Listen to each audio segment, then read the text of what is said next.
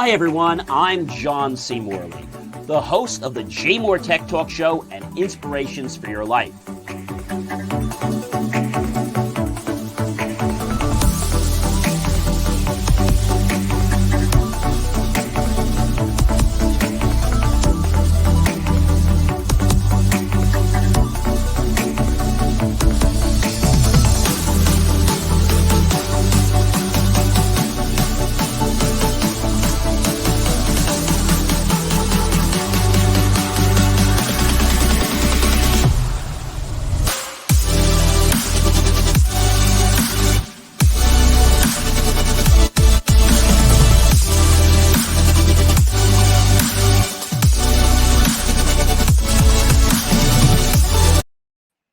Hey guys, it's John C. Morley here, Sir Entrepreneur. Welcome to JMOR Tech Talk.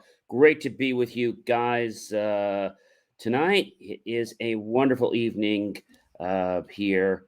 I cannot believe that we are on the third Friday of November. That means, ladies and gentlemen, next week is Thanksgiving. So a happy early Thanksgiving to everyone because we only have one more Friday in the month, and then we're going to be in December. All right, so we have a great show planned for you guys tonight. We have a lot of great guests coming for you guys in 2023, so definitely excited about that. And so let's get right into our show, shall we?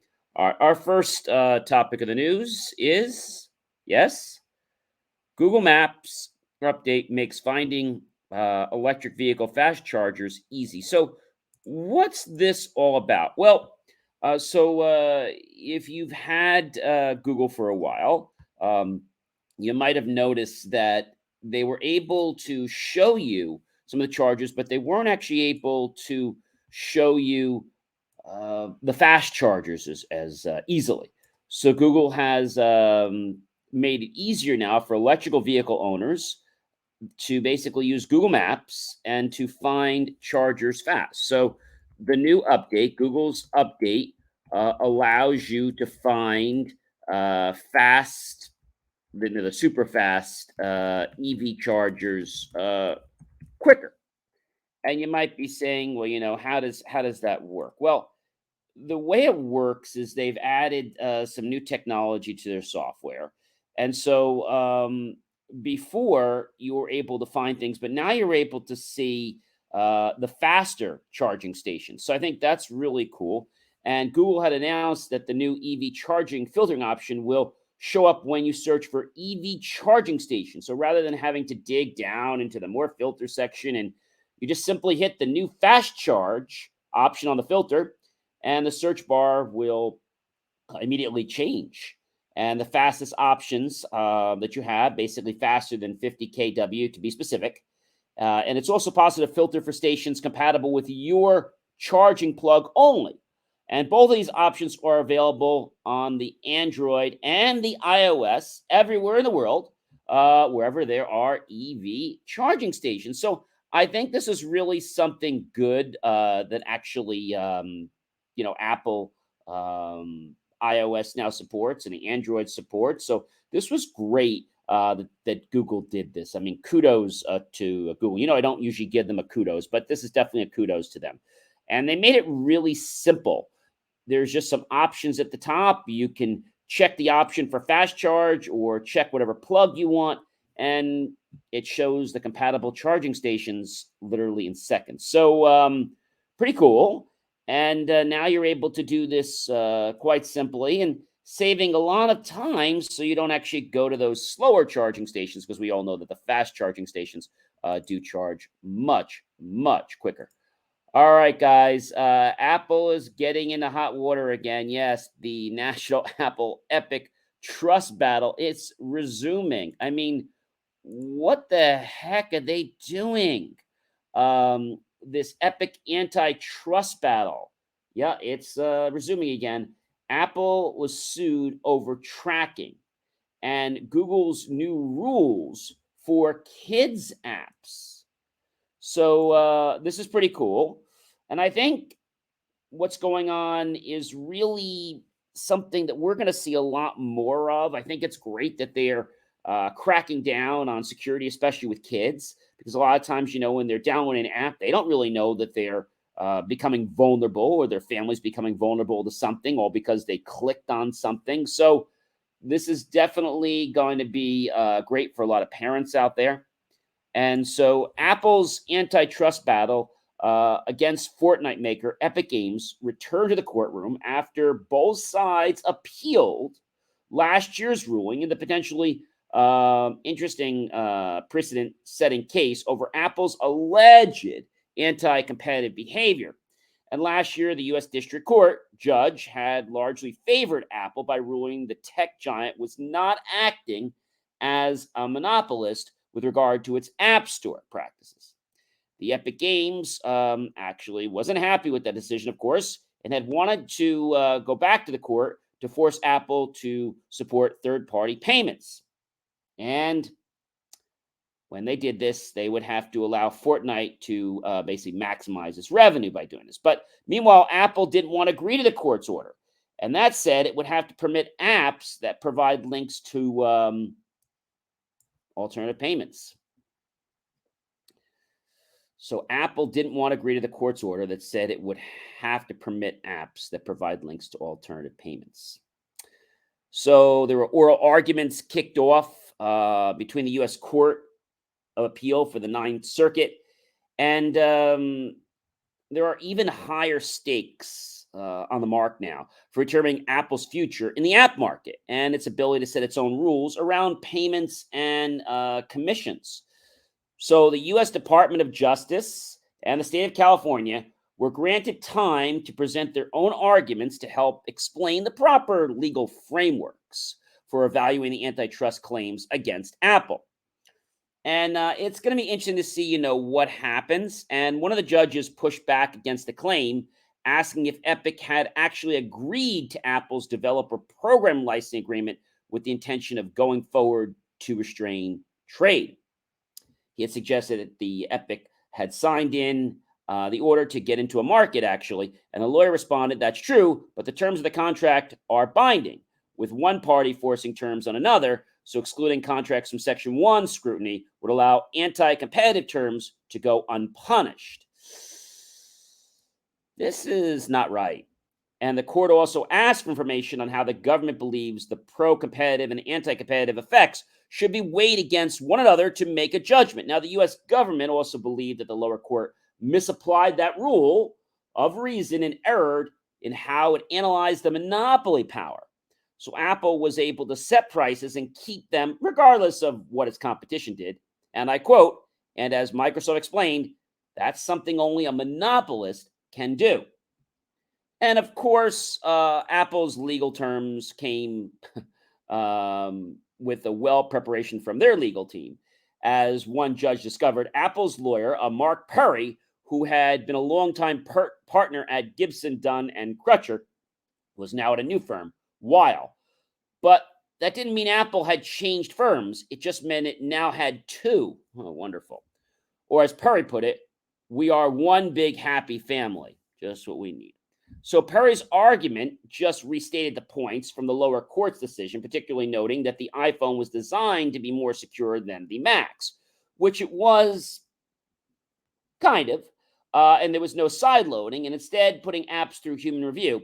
And it's a requirement that hard-coded into the iOS, the lawyer had explained, this is how it goes. And it's a technical requirement. And Apple then reflected that in the case structure, the lawyer had also told the court that Apple does allow developers to communicate with their users, and there are no restrictions on communications. Expect, of course, restrictions he mentioned in this very next breath.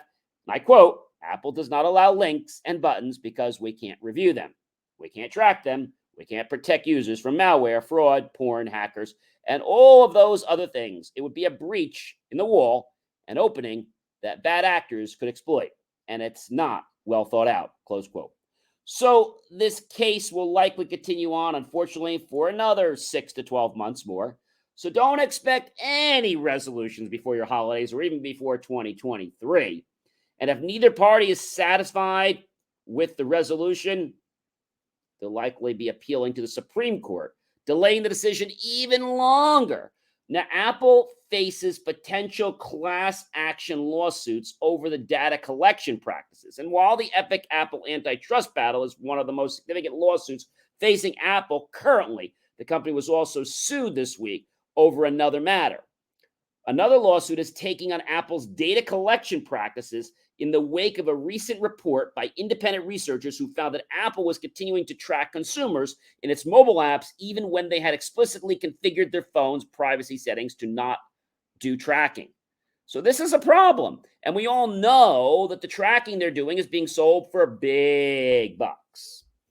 And so app developers and independent researchers are discovering that Apple is still collecting data about its users across a number of first-party apps, even when users had turned them off on their iPhone. So the analytics settings that promises to disable the sharing of device analytics altogether, well, let's just say that that's not really working. In the test that they did, the researchers examined that Apple's own apps, including the App Store, Apple Music, Apple TV, Books, and Stocks, found that disabling this setting, as well as other privacy controls, didn't impact Apple's ability to collect or not collect data. Plaintiff is looking to have the lawsuit certified as a class action and is seeking compensatory, statutory, and punitive damages in addition to other equitable monetary relief. Now, here's the thing, ladies and gentlemen, I want to share this with you. I don't care whether you're a small company or whether you're a billion-dollar company. If you don't play fair, you're going to get burned. And, the thing with these big companies is they buy time. That's what they do. They buy time. And, they feel that eventually people are going to go away. But, when something becomes a class action lawsuit, that doesn't end very well. Now, class action lawsuits don't usually happen in 24 hours. They take some time. But when they happen, they cost a company millions and billions of dollars. And so they just want to get out as quick as they can so they can settle the matter and stop the bleeding. So we're going to have to see what's going to happen with Apple, what they're going to do. And, app developers were required to participate in Google's Design for Families programs. If their app was aimed at children and could optionally choose to participate in the program, if their app targeted both kids and older users.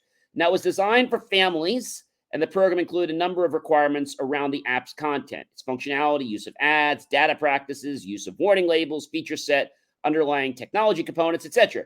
And any app in this program was also eligible to be rated for the Teacher Approved program, which had stricter guidelines, but entry was not guaranteed. Now, the additional policy requirements for the Design for Families programs are being rolled into the Play Store's broader family policies. And this simplifies the rules for developers, building apps for kids, and opening up a broader selection of apps to be eligible to be rated for the stricter Teacher Approved program as well. Now, the changes aren't just about serving developers or consumers. They also help Google to meet stricter regulations being considered, drafted, and enacted worldwide around how software is permitted to handle kids' data, right? And user information, the GDPR Act.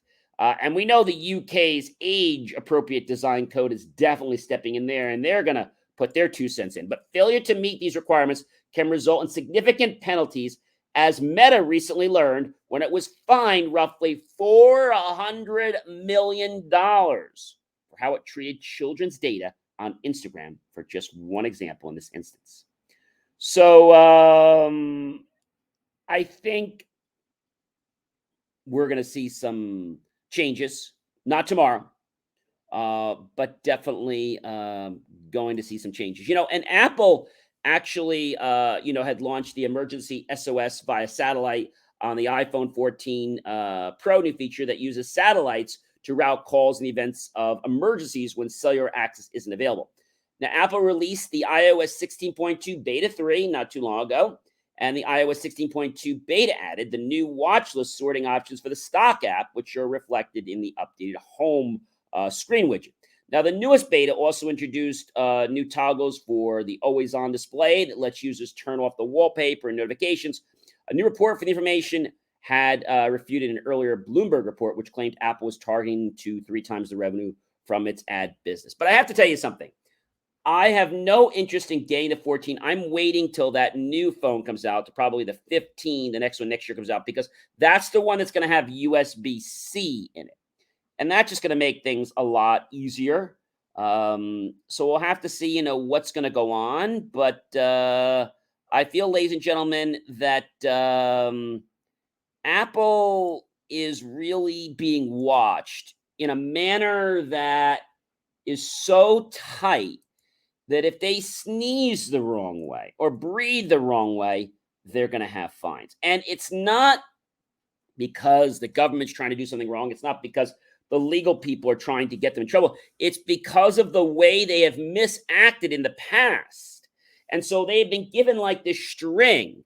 But now that they had that string, they're like hanging themselves on it because they have misappropriated data on so many different occasions. I can't even go into all of them. And so everybody collects data, whether we're talking about medical, whether we're talking about businesses, whether this is your credit card data, right?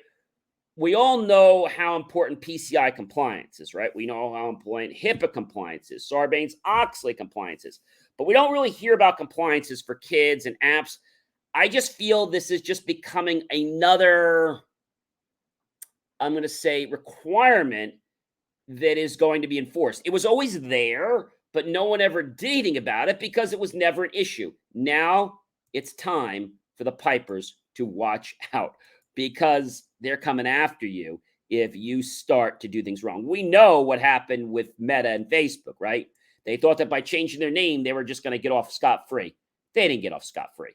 They actually got fined a lot of money. All right. So Booz Allen says the former staffer downloaded employee personal data. Ouch. Oh, this is just terrible. So the U.S. government contractor Booz Allen Hamilton had disclosed that the former staffer downloaded potentially tens of thousands of employees' personal information from a company's internal network. The government and the defense contractor said that one of its staffers, while still employed by the company, downloaded a report containing the personal information of active employees as of March 29, 2021. This is just pitiful. And they had said that they had 27,600 employees, and many of whom are contracted to U.S. government, military, and intelligence agencies and hold high-level security clearances. And that was just exploited. So the notice also said that the report downloaded by the employee contained the person's name, social security number, compensation, gender, race, ethnicity, date of birth, and the U.S. government security clearance eligibility and the status as of March 29, 2021. Now, Booz also said, and I quote, the report contained the personal information was improperly stored on an internal SharePoint site, but did not say what circumstances led to the discovery of the data, only that it recently learned of the staffer's activity.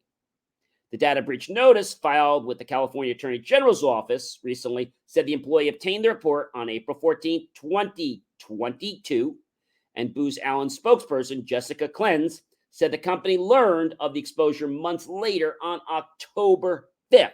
This data breach notice said that the now former staffer acted in direct contradiction of the company's policies, but that company does not believe that the individual intended to misuse any of the personal information in the report to cause harm to Booz Allen employees. It's not clear if the individual has been charged with any criminal offenses, and we'll probably learn about that more, but they're trying to blow it off as an accident, like it didn't mean to happen. So let me ask you a question. If somebody, let's just say, was in a parking lot and they opened their door and they didn't pay attention and they hit the person's car, even though they didn't mean to hit the car when they opened the door, they weren't careful, they still hit the car. Are they still responsible for the damage? Sure they are, right? How many times have you heard of someone, you go somewhere and you come back to your car and you get a note on your car saying, I recently hit your car. Here's my contact information. I'd like to handle this outside the insurance company. No, you don't get a note. You don't get a phone call. They don't wait around. You just see a dent and they took off, or a scratch. And this is something I remember one time. I think it was at a park somewhere, and there was a car. And when I had backed up, the car was very, very close. So I had just tapped the car.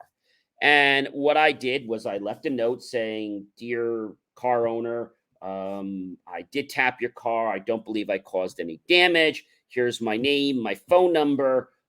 Please reach back out to me. I'd be more than happy to help or pay for any damages if there is anything noticeable that you realize in the next, let's say, the next 7 days." They called me back and they said, "Hey, John, thanks for letting me know. There's nothing wrong. It was an old car. There was a crack bumper even before, so that was nothing you did. So yeah, you don't owe us anything. And I just want to thank you for being so forthright." You see, when people do the right thing, the other person's not looking to take advantage of you. I find too many people in our world are trying to take advantage of the other person because they believe they can. They believe they can. So does that mean that it's the right thing to take advantage? No, it doesn't mean it's the right thing at all. I don't believe it's the right thing at all. So I know, ladies and gentlemen, that this can be very challenging. And I know some people don't necessarily want to, how can I say, get into this in a manner that is confrontational. Okay. And I get that some people want to settle things outside the insurance company. There's nothing wrong with that. But I can tell you of a situation that happened to me. This was, oh gosh, probably over 10 years ago. I was at an outdoor park, and first time I was ever there. And I parked my car way away from everyone. Went to the park, and I was walking back to my car, and still nobody was around me. There were some cars behind me and to the side of it, but nobody was really close to my car, so I had plenty of room. And so I got into the car, put my seatbelt on, and I was just about to press the button to start my car. And just before I did that, bam, I felt this. I was like, how could I feel movement in my car if I didn't even take the brake off, if I didn't even start the car? Like, how did that happen? Car still in park, car didn't start. This is weird. So I get out of the car, I walk outside, and I noticed that this kid in the car hit me. He bumped right into me. I mean, I felt the shock. And so I said to him, "Look," I said, "license and registration." So he gets the license, he gets the registration out for me. And he said, "Look," he said, "we don't want to call the cops. We don't want to call insurance." And I made the dumb mistake, ladies and gentlemen, that I saw his license, and his license was the kind that was actually, so it wasn't horizontal, it was vertical. So the picture was this way. So it meant that he just got his license and he was really new at driving. And so I didn't want to cause him a lot of pain in English. I said, "Look, license and registration." He gave me the information. I took the pictures. I said, "Look, we won't call the cops." I said, "As long as you're able to, so I said, "Oh, no problem. I'll give you my friend. He has a place." Okay, okay, fine. So I didn't call the cops, which was the worst thing. You always call the cops. Even if you don't do anything, you have to have it documented. Because once you leave the scene, it's like a he said, she said thing, and nobody's there to witness it. And then the car's moved, and it's a whole problem. So a couple days go by. I had gone to my local auto body, and I said to the auto body, "What's it going to cost? Yada yada." And he says to me, "John," he goes, "if we go through the insurance company, we're looking at like $3,500. If we do it outside the insurance company, we're looking at like about 2,000, because the insurance company wanted a couple other things done. They were going to probably throw in there." So I go back to him and I say, "Look," I said, I went to my auto body shop, and if you're going to pay for this, we do it outside the insurance company." He says, "We can fix the car for 1,500." He said, "$1,500?" I said, "Yeah." I said, "I drive a luxury car." I said, "And any, the bumper's like a couple $1,000s easy, and they have to replace the side of it." So I said, "If you go to the insurance company, it's going to be like 4,200. And he said, "Okay, okay, I'll send information." So we wait a week, and he doesn't get back to me. And I'm trying to give the benefit of the doubt. So I say to him, "Look," I call him back, and I said, "Look, so now I figure that he's not doing anything. So I decide to file a claim with my insurance company just to kind of, make them aware of what happened." And so I did, but I didn't take it any further. I just kind of got it on record, but didn't go anywhere with it. But they all wanted proof of the accident, what had happened. I really didn't have that because remember, I didn't call the cops. I was trying to be a nice guy. And so he said he's got a friend. He could do something for me. I said, okay, fine. He said he could fix my car for $500. So I said, there's no way he could fix my car for $500. He said, yeah. He said he can just kind of buff it up. I said, the car is dented. Like, I mean, there's a dent. And he actually caused the bumper underneath my car to break. So even though you didn't see really too much damage here, he caused the piece underneath because he hit it so hard. He caused the piece underneath the bumper to crack. And so he was giving me a very hard time. I actually had called his mom because she's the one that's actually got the policy. And they politely told me that I never want to get the car fixed. I said, no, I said, it didn't have to be fixed today. I said, I do want to get it fixed. So she just tried to blow me off, which they did. And I had nothing to stand on because I didn't get the police report. If I would have gotten the police report and he played those games, he would have went to court. So the moral of my story here is, it's nice to play a nice guy, but you always got to get the report. If you're somewhere and something happens, you got to get the report. Even if nothing gets done with it, the report stays with the police. And if you choose to exercise or do something with it, you can exercise. I mean, it's just a report. And so if you get the report and they pay for it, well, then you just don't send it to the insurance company, right? You don't do anything with it. But this person did the wrong thing. And I always believe karma is going to, pay for that down the road. And I have to tell you that just because he was a new driver, I thought, hey, this is going to be, fine. And he's going to take care of it. But he just kind of kept blowing me off. And that wasn't the right thing to do. And once I learned that, I said, you know what? I said, I'm not doing this again. This happens again, I'm calling the police.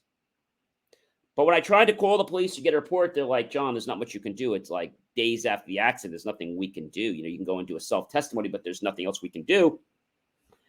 And that's not going to stand up in a court. And so what happened? I wound up having to pay that out of my pocket. Basically telling the insurance company it was a hit and run. And they tried to go after him, but they had no real way. So it was a no fault. And they kept saying that he didn't do it. I mean, it was just a whole game. We even had cameras that showed that he hit the car. And I went to the owner of the establishment of the park. And he said, oh, I don't get involved in these things. So if I would have went to the cops, they could have subpoenaed the data from the cameras.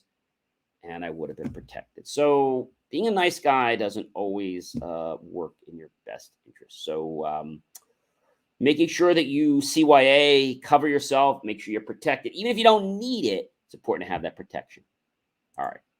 In other news, U.S. is securing Open Source Software Act of 2022. This, my friends, is absolutely amazing. So it's a very hot topic, and the U.S. government has been working with the tech industry and the open source organizations such as Linux Foundation and the Open Source Security Foundation to come up with a number of initiatives over the past couple of years. And so the White House executive order improving the national cybersecurity, without a doubt, had started subsequent initiatives and defined requirements for government agencies to take action on software security and in particular open source security. So an important White House meeting with the tech industry leaders produced active working groups, and only a few weeks later, they issued the Open Source Software Security Mobilization Plan. This plan includes 10 streams of work and a budget designed to address high-priority security areas in the open source software, from training and digital signatures to code views for top open source projects and the issuance of a software bill of materials. That's an SBOM, Software Bill of Materials. So one recent initiative regarding the open source security is the Securing Open Source Software Act. It was a bipartisan legislation by the U.S. Senators Gary Peters, a Democrat from Michigan, and Rob Portman, a Republican from Ohio. Senator Peters and Portman are chairman and ranking members of the Senate Homeland Security and Governmental Affairs Committee, respectively.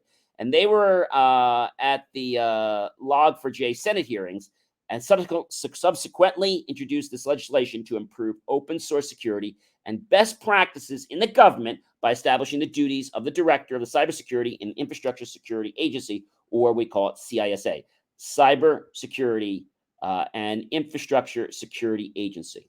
Cyber Security and Infrastructure Security Agency, CISA. So the question is, what's happening? I mean, there's still a lot that has to transpire, but I believe that this is definitely a step in the right direction. I'm in a really good direction. So people think that if something's open source, that it's not secure. No, it's just how something is related, how something is used. And I think this is a really good thing that's happening because nobody really cares about these things until it causes somebody a security breach. I mean, that's really what happens. All right, our last story for tonight. Elon Musk makes changes to Twitter that could make it hard to stop bots. Ugh. So this could be a slight problem. It could be a slight problem. So Elon has been saying for months that he wants to stamp out spam and fake accounts on Twitter, but the subtle change he's planning to make to the platform could complicate the goal. And in a tweet recently, Musk said Twitter will stop showing notations such as Twitter for iPhone and Twitter web app at the bottom of tweets, which are intended to indicate where users' messages originate. The change might seem small compared to many other ways this billionaire is upending the company, but it's a move that experts say could actually make it trickier to spot inauthentic activity on the social network. So why would he want to do this? And Musk announced the plan alongside several tweets in which Twitter's new owner apologized for the platform being super slow in many countries and explained that he will turn off some unnecessary parts of Twitter architecture. As part of this, he wrote, "We will," and I quote, "finally stop adding what device a tweet was written on. A waste of screen space and commute below every tweet. Literally, no one even knows why we did that." But even if Musk doesn't see the value in it, some academics do. Experts in malicious online activity and misinformation told CNN that knowing how a tweet was posted can serve as one of the many signals that accounts are coordinating posts on the social network, which can be a sign of suspicious activity such as spam or phishing. And it's going to be interesting. And a quote that I would like to say from them, and it was, I quote, "It could build evidence in combination with something else," he said, "or you might look at a very large number of accounts that are already looking highly suspicious, and that field might confirm they're using some kind of automation." I don't know. The decision to potentially stop displaying source details is just one of many changes Musk said, and he plans to make the platform different as he moves quickly to cut costs, boost revenue, and rethink how one of the most influential social network functions can now function.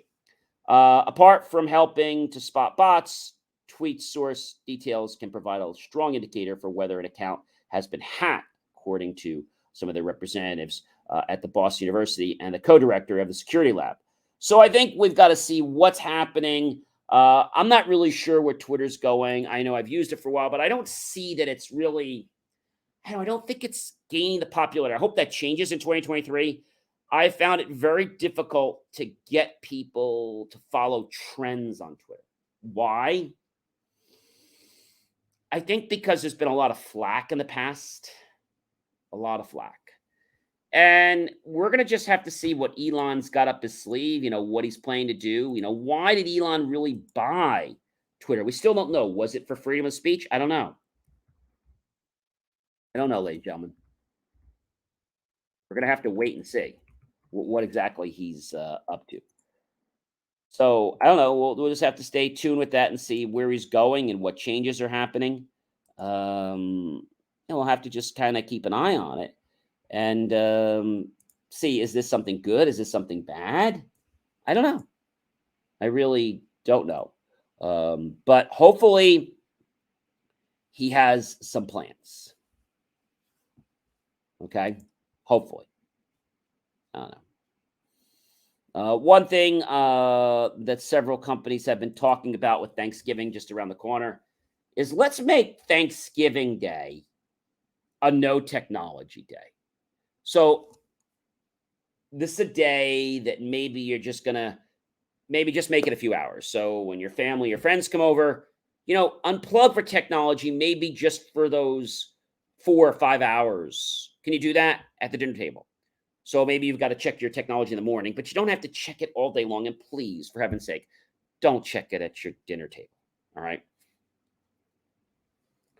Making a choice to use technology and making a choice to unplug from technology actually will make us more human and allow others to connect with us on a level that we didn't think was possible. You see, when technology's here, and I love technology, it creates a barrier. If we put technology down, then suddenly there's a pathway for communication. A pathway for communication, right? And you might say, well, John, I only do this, or I only do this at that time. Um, you can ask people that attend your meal to basically unplug for Thanksgiving. So that means the moment they come over to your home, unplug for Thanksgiving. Ask everyone to just go cold turkey. This one can be tough for a lot of football fans, but turn the TV off also during the meal. If you have those that are going to cry, schedule the meal for before or after the important game. Rather than handling young children's technology to have it around and keep them quiet, include them in conversations and in preparations for the holiday meal. Let them work with you to set the dinner table. Bring out food. I know that from a very young age, my mom and dad and my grandparents always said to me, John, you need to learn how to set the dinner table. And I'm very happy that I learned how to set the dinner table. A lot of my friends don't even know what setting the dinner table is, where the knife goes, where the fork goes, spoon. They don't know that, where the cup and saucer goes. So that might seem very trivial, but it's a pretty neat thing. Invite all of your guests to participate in the spirit of the day by asking everyone to share what they are thankful for. And don't be really about technology. If after dinner someone wants to share their Pinterest page of Christmas decorating ideas or a video of their child's dance recital, let them. Rather than doing this at the table, however, find another part of the house that has a comfortable space to use technology. Let's just keep the dinner table tech free. Can you do that this year, ladies and gentlemen? Let's keep our dinner table tech free this Thanksgiving, and let's make this an amazing Thanksgiving. Ladies and gentlemen, you know who I am by now. I am John C. Morley, serial entrepreneur. It has been an amazing privilege, a pleasure, and an honor, and I'm so grateful to have you guys with me here on the JMOR Tech Talk Show. I'm also very grateful that there's so many other channels that I have out there that you guys can check out for free, like my new blogs this year that I've been writing quite a bit. My latest one, I believe I just wrote, was streetlights. Streetlights. Now you might be saying, John, what's unique about streetlights? Well, I'm not going to share the whole can of wax here, but streetlights may be replaced. Now, if you want to learn more about what I'm talking about, go to Believe, Believe, me, M-E, Achieve, ACHIEVE.com. You can check out, of course, lots of things like John C. Morley, Serial Entrepreneur, the LinkedIn group, JMOR Tech Talk Show, of course, John's recent articles, John's Daily National Day videos. There is so much stuff that you guys can check out. You're going to be, when I tell you blown away, you're going to be blown away. And by the way, ladies and gentlemen, November 18th, you know what today is? I want to take a moment to wish Mickey Mouse a happy birthday. And you might be saying to me, John, how old is Mickey Mouse? Well, Mickey Mouse is actually 94 years old, but he doesn't look a day over 5, does he? So Mickey Mouse officially is 94 years old. He started in 1928. So let's take a moment, ladies and gentlemen, and just sing happy birthday to Mickey Mouse. All right, real quick. Happy birthday to you. Happy birthday to you. Happy birthday, Mickey Mouse. Happy birthday to you. I know what you say. Oh, gee, John, that was swell. Yes, Mickey, it was swell. And you've always put a smile on my face and many kids of all different ages. And I think right now, celebrating the fact that today is Mickey Mouse's birthday is definitely a very interesting day. It's also, by the way, today is Princess Day. So if there is a young, lovely lady in your family, great day to let her shine through her beauty. And being a princess doesn't mean that she has to have all kinds of makeup. In fact, just making them look pretty by the way they comb their hair or brush their hair or what they wear, I think is a real amazing thing. And I will tell you that knowing that you are beautiful without makeup is really something pretty impressive. So also today, ladies and gentlemen, is Vichy Soie Day. Yeah, what the heck is that? So that is a soup made thick with pure leeks, onions, potatoes, cream, and chicken stock. Vichy Soie is traditionally served cold, but sometimes it's eaten hot. Um, Culinary historians debate the origin of Vichy Soie, and the man most credited for the reinvention of the soup in the French chef Louis Diat back in 1950. The New Yorker magazine interviewed Diat, who was the chef at the Ritz Carlton in New York City, he had told them. And so I'm going to leave you with two important things. One, go have yourself some Vichy Soie soup today.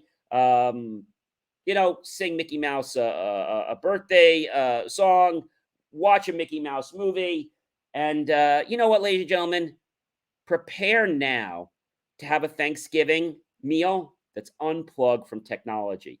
And if you could do that now, I think there's so many things that you'll be able to discuss that technology might be preventing you from. Now, I think technology is amazing and it's great, but I am all for the fact that sometimes we need to just unplug from technology. Can you do that? Can you connect to the human element of your body and other people's bodies? Because if you do that, I feel a connection, a bond is going to be made. And you might just develop some even closer friendships with the family you've been working so hard to just start to make an acquaintance with. Ladies and gentlemen, I'm John C. Morley, serial entrepreneur.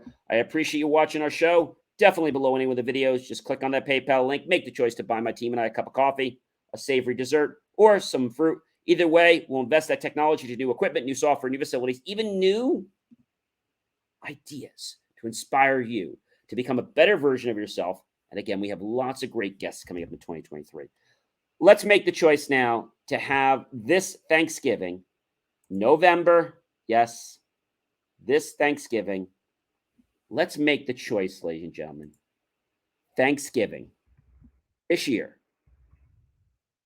November 24th, the day that you unplug from technology and you're grateful for every single thing you have and you celebrate that without connecting to it. Have yourself a wonderful day and let's use the energy of our body to engage and connect with people and create lasting impressions that we'll be able to share even when the power goes out. Have yourself a great rest of your weekend. And I'm going to be back, ladies and gentlemen, the day after Thanksgiving. Don't eat too much Thanksgiving food. Maybe just a little bit of pie, a little bit of pecan, maybe not too much turkey, not too much stuffing, because you don't want to have this belly that's like really, really big. And prepare to rest after Thanksgiving because everyone gets tired. And the last thing I want to share with you is, why do people get tired after Thanksgiving meal? Well, the short answer of that, most scientists think that there's a different reason why eating a special meal might make you drowsy. Eating a big Thanksgiving dinner causes an increased blood flow to the stomach, needing to help digest the food, and less blood flow to the brain. So pretty interesting. And they say that turkey also contains tryptophan, an amino acid that the body needs to make vitamin B3, and niacin and serotonin, a hormone that helps you relax. So after you have that meal, sit down relax, maybe have a board game, but stay unplugged with technology and celebrate your life with the people you care about. And I'll see you guys on November 25th with another great episode where we'll be talking about all the things you need to get ready for in December. Have a wonderful, happy, healthy, and a very blessed Thanksgiving, everyone. Take care now.